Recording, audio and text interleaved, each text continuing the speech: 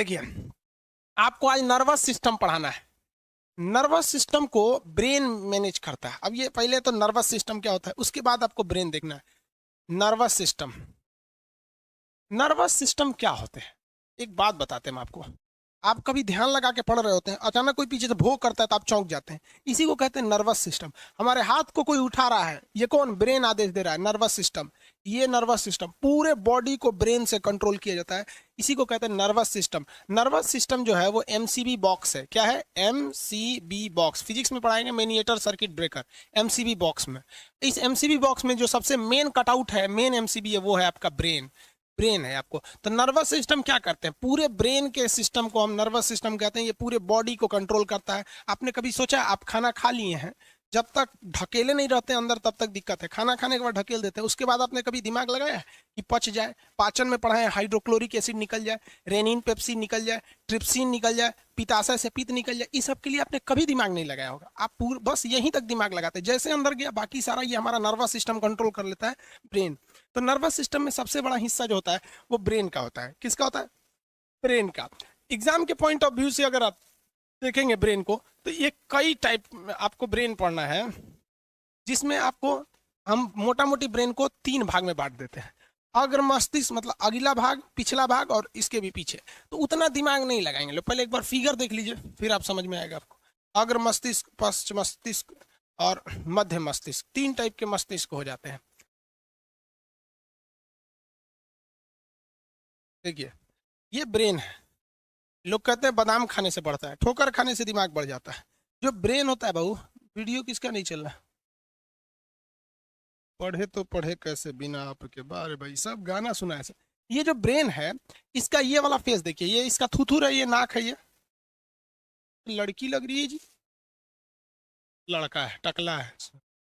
देखिए, ये वाला हिस्सा है। अब ये जो चीज है, ये तो खोपड़ी की हड्डी है जो सुरक्षा देता है। ये जो इतनी मोटी परत देख रहे हैं, ये हड्डी है, क्रेनियम बोलते हैं। कितनी हड्डियां होती हैं क्रेनियम में? देखिए, याद है कि भूल गया, जल्दी बताइए, क्रेनियम में हड्डियों की संख्या। इसमें चैट ऑन नहीं है, चैट ऑन की। क्रेनियम में हड्डियों की संख्या, फटाफट आंसर दीजिए लो। क्रेनियम में हड्डियों की संख्या कितनी? हाँ वेरी गुड, 8। ये जवाब नहीं देंगे तो थूर थार देंगे, फिर दिक्कत हो जाएगा आप ही लोग को। एकदम फटाफट, वेरी गुड। 8 हड्डियां होती हैं। मजबूती देता है कि नहीं? तो हमारे ब्रेन को मजबूती बाहर से देने के लिए एक हड्डी लगी है जिसका नाम है क्रेनियम। लेकिन इस ब्रेन के ना बाहर एक झिल्ली है। झिल्ली मतलब समझते हैं, थैली है। ये ऐसे हड्डी से डायरेक्ट टच में नहीं है ना, हड्डिया से मारेंगे धाए से तो इसमें हो जाएगा। तो यहाँ एक पतली सी परत लगी रहती है, वो उसे हम लोग कहते हैं लोग मेनिंजॉइट। क्या नाम देंगे भाई? मेनिंजॉइट। आपसे क्वेश्चन कहेगा कि ब्रेन जो है वो किस थैली में बंद रहता है, तो मेनिंजाइट नामक थैली में बंद रहता है। इस थैली के ऊपर जो हड्डी है, उस हड्डी का नाम क्या है? क्रेनियम। अब कभी आपको चोट लग जाए इस सर पर जोर से, तो वो चोट सीधे ब्रेन पे नहीं लगेगा, कहाँ लग जाता है? मेनिंजॉइट पे लगता है। जब कभी भी ये मेनिंजॉइट इफेक्टेड हो जाता है, या फिर इसमें चोट लगने से ये मेनिंजॉइट सूज जाता है, तो आप में से कितने लोग बता सकते हैं मेनिंजाइट के चोट लगने या उसमें सूजन आने से कौन सी बीमारी होती है? मेनिंजाइट के चोट लगने या सूजन से आप कौन सी बीमारी होती है? आंसर फटाफट। Very good, meningitis. Meningitis, meningitis कहाँ पे होती है? तो ब्रेन में होती है। ब्रेन का जो थैली है उसे क्या कहेंगे? मेनिंजाइट कहेंगे। राजा राम मोहन राय की मृत्यु लंदन में हो गई थी। जो भारत के उद्धारक या भारत के अग्रदूत कहा जाता है, उनकी भी जो मृत्यु हुई थी वो मेनिंजाइटिस नामक बीमारी से हुई थी। ये ब्रेन हो गया। ब्रेन, ये देखिए आपको, इसमें ब्रेन का ये वाला इसका इसका फेस है, देखिए ना, ये ब्रेन इसका फेस है ना। तो ये अगला हिस्सा को हम लोग कहते हैं फ्रंटियल पार्ट। अगला हिस्सा जो हो जाता है इसे हम लोग क्या कहेंगे? फ्रंटियल पार्ट कहते हैं, क्योंकि ये फ्रंट का हिस्सा इसलिए हो गया फ्रंटियल ब्रेन। और ये वाला हो जाता है ना मिडिल पार्ट, और ये वाला होता है बैक पार्ट। टोटल ब्रेन के 3 भाग हो जाते हैं। देखिए, अब शकल से देखिएगा, उसका शकल उधर है। सबसे बड़ा भाग कौन सा होता है? फ्रंटियल ब्रेन। सबसे बड़ा भाग फ्रंटियल ब्रेन होता है। टोटल ब्रेन का 66% यही हो जाता है, फ्रंटियल ब्रेन, यही भाग हो जाता है फ्रंटियल। उसके बाद क्या हो जाता है आपका? मिडिल। और सबसे नीचे गर्दन के पास क्या होता है? बैक होता है, बैक वाला भाग होता है। ब्रेन का तो शकल देख लिए आप लोग। इसे कौन सी हड्डी सुरक्षा देती है? क्रेनियम नामक हड्डी सुरक्षा देती है। अब हम यहाँ आते हैं अपने टॉपिक पर।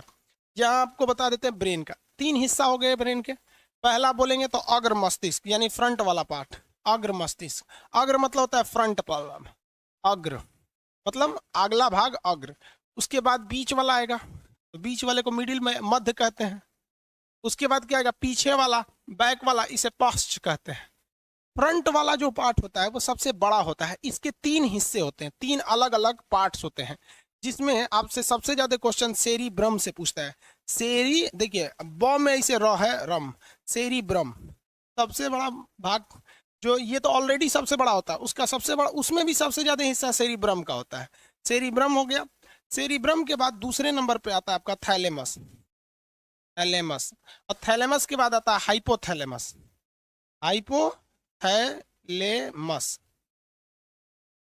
पहले इसको फ्रंटियल को समझ जाते हैं, उसके बाद ये मिडिल वाला पार्ट को समझेंगे। सेरिब्रम जो होता है इसे मस्तिष्क का सबसे आगे वाला भाग होता है, सबसे पहला भाग, इसलिए इसे हम लोग प्रमस्तिष्क कहते हैं।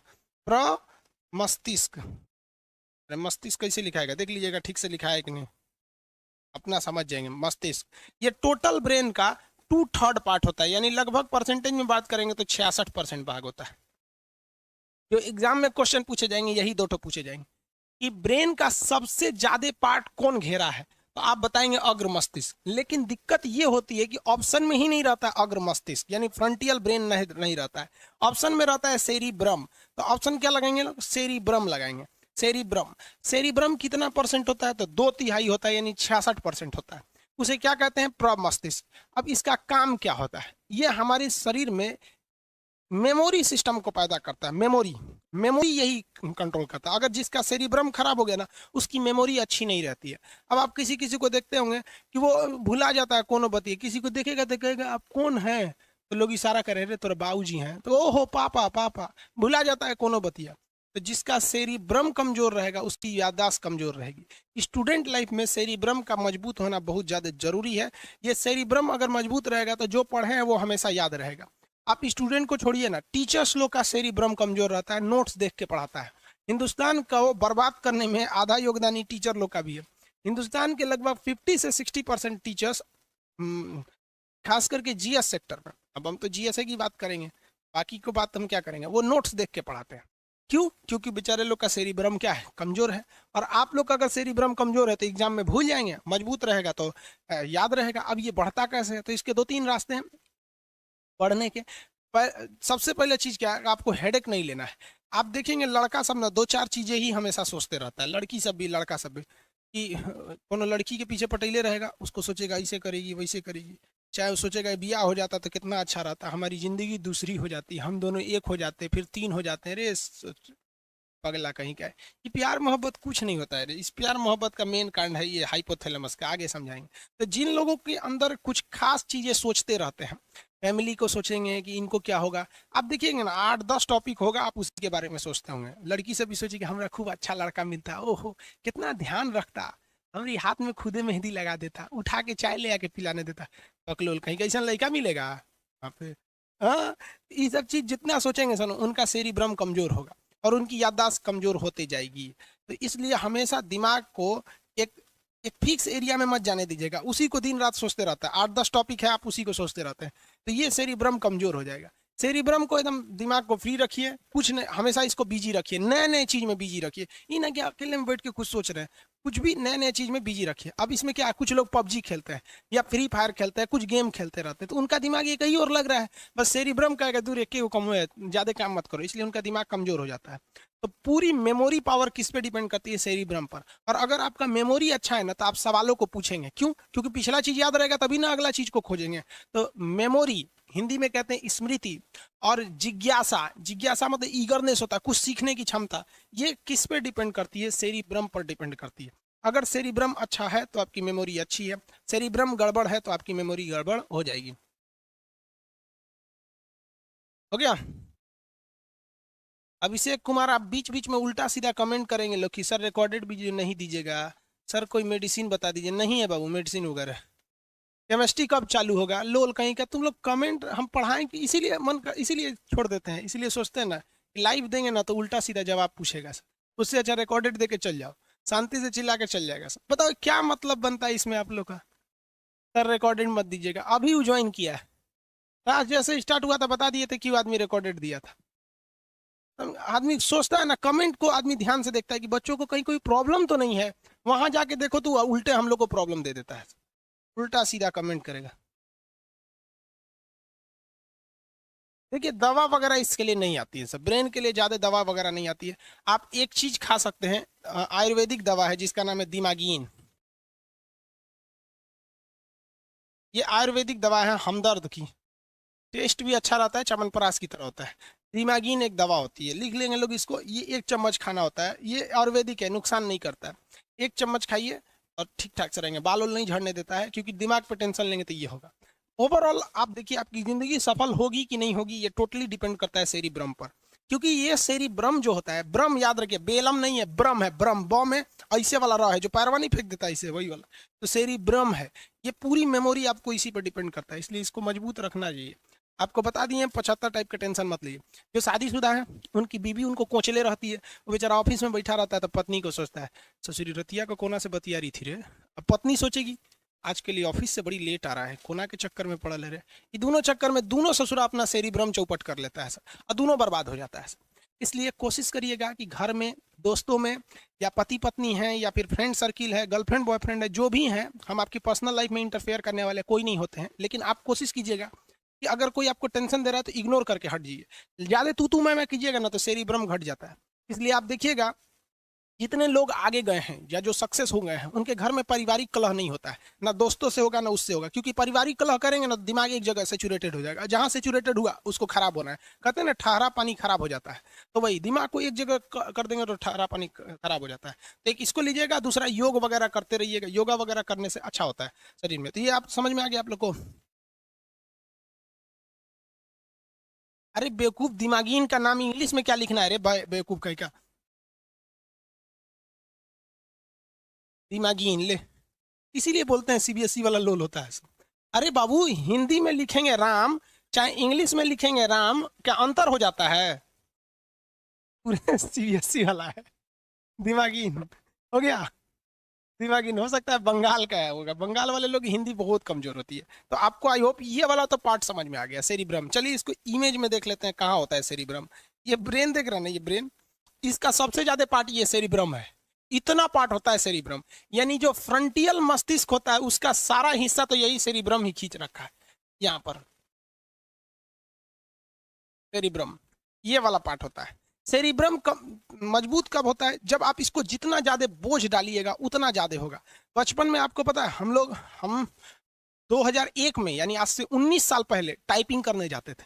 उस समय टाइप मोबाइल, ये कंप्यूटर नहीं होता, टाइपराइटर होता था। उंगली मेरा मुचुक गया था, सोच रहा इतना हार्ड होता था वो।